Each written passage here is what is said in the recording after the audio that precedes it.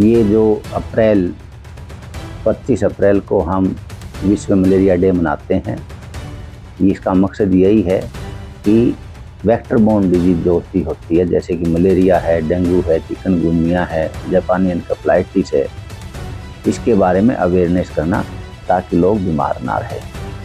इसकी जानकारी का ये फ़ायदा होता है कि बीमारी होने से पहले ही उसका बचाव कर लिया जाता है तो वो बीमारी नहीं होती।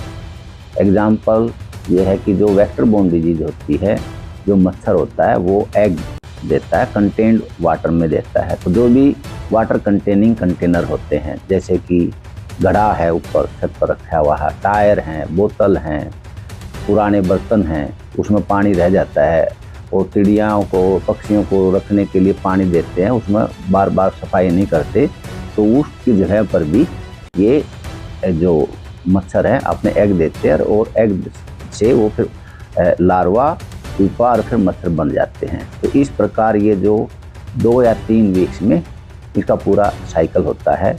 तो हम हर हफ्ते, हर शुक्रवार को अपने आसपास के एरिया में ड्राई डे मनाएं। ड्राई डे का मतलब ये जो वाटर कंटेनिंग कंटेनर हैं उसको पानी को लुढ़का करके उसकी तलहटी को अच्छी तरह से रगड़ के साफ करें, तो उसको ड्राई कर दे, उसको ड्राई डे मनाते हैं। अगर हम हर हफ्ते हर व्यक्ति अपनी जिम्मेवारी समझ करके इस पर 5 या 10 मिनट का काम करता है तो हम इससे इनकी संख्या पर काबू पा सकते हैं, इस बीमारी पर काबू पा सकते हैं।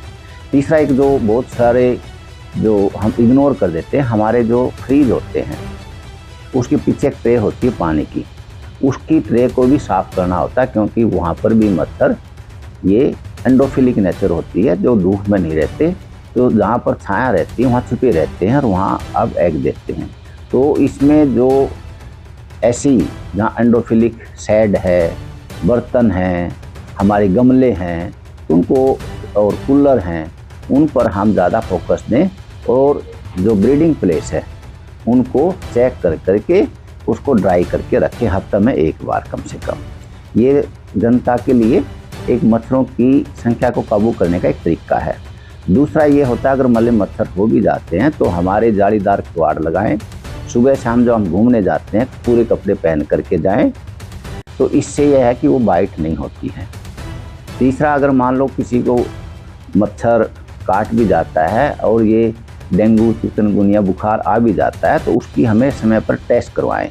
टेस्ट करवाने से ये होता है कि उसकी जो आसपास के जो घर हैं उस पर फॉगिंग की जाती है और वहाँ पर अगर पॉजिटिव मलेरिया का केस आता है तो वहाँ पर 50 घर के एरिया में सर्वे की जाती है। तो इस प्रकार की जो इंटरवेंशन एक्टिविटी है अर्ली शुरू हो जाती है और वो इन्फेक्शन को कंटेन किया जाता है। तीसरा, जो हम इसमें जैसे कि बताया कि हम बच्चों की ब्रीडिंग प्लेस को ख़त्म करें।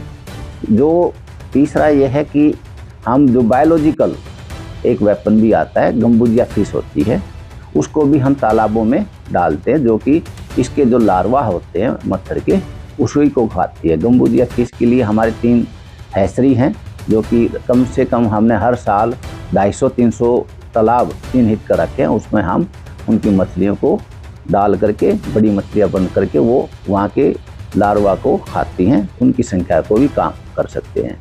चौथी हमने बात ध्यान रखनी चाहिए, जहाँ जो कबाड़ी होते हैं, जैसे रोडवेज की है और कबाड़ी का जो सामान होता है, बारिश के समय में वहाँ पर कुछ पानी रह जाता है, वो भी ब्रीडिंग का प्लेस बनता है, तो उसमें वहाँ जो बहुत सारा सामान पड़ा होता है तो उसमें एक नेट लगा करके रखते हैं। नेट लगाने से क्या है कि मच्छर इधर उधर जा करके ब्रीडिंग प्लेस में नहीं जाएगा और 2 या 3 हफ्ते में उसका साइकिल ख़त्म हो जाएगा, वहीं मर जाएंगे। तो ये जो सावधानियाँ हैं, मेन बातें कि मच्छरों की संख्या कैसे कम करें, वो हर आदमी को अपनानी चाहिए। दूसरा, अगर मतलब मच्छर है तो उसको हमारे बाइट से कैसे बचाएं। तीसरा, अगर मतलब बुखार होता है उसकी मलेरिया, डेंगू, चिकनगुनिया का टेस्ट करवाएं, ताकि स्वास्थ्य विभाग उस एरिया में जा करके उस इन्फेक्शन को कंटेन कर सके। इसके लिए हमने 141 टीम बना रखी हैं। 16 टीम हमारी अर्बन की हैं, 125 टीम हमारी अर्बन इसकी रूरल की हैं, जो कि हर महीने अपना एरिया में एक बार कवर करता है। वो उसकी जिम्मेवारी है, जहाँ ब्रीडिंग प्लेस है वहाँ के चेक करें। लगभग 42,000 हमने कंटेनर चेक किए हैं, तो 42,000 में 135 कंटेनर पॉजिटिव भी आए हैं। जहाँ पर अर्बन में या रूरल एरिया में जो पॉजिटिव आते हैं, अर्बन में हम उसको नोटिस देते हैं और उसमें जो रूरल में जो है वहाँ के सरपंच को हम सूचना देते हैं कि ये इस एरिया में मच्छर हैं, इसमें जो मच्छर कैसे होते हैं उसको जानकारी देते हैं और कंटेनर जिसमें मच्छर लार्वा मिलता है उसको हम खाली करवा करके समझाते हैं। तो ये जो नोटिस और सरपंचों को समझाना ये हमने मार्च अप्रैल से ही शुरू कर दिया गया था और ये अक्टूबर नवंबर तक चलता है।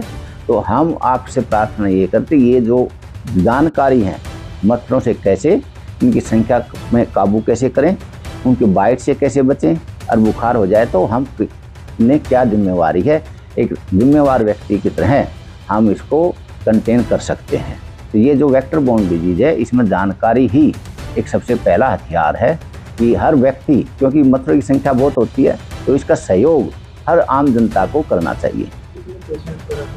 अभी तक पिछले साल का डाटा देखें तो पिछले साल हमारे 73 डेंगू के मरीज थे और 2 हमारे मलेरिया के थे। अभी तक हमने बताया कि जो इसकी टेस्टिंग की जो है लगभग 1500 टेस्ट सैंपल लिए हैं, अभी तक कोई पॉजिटिव नहीं आया है।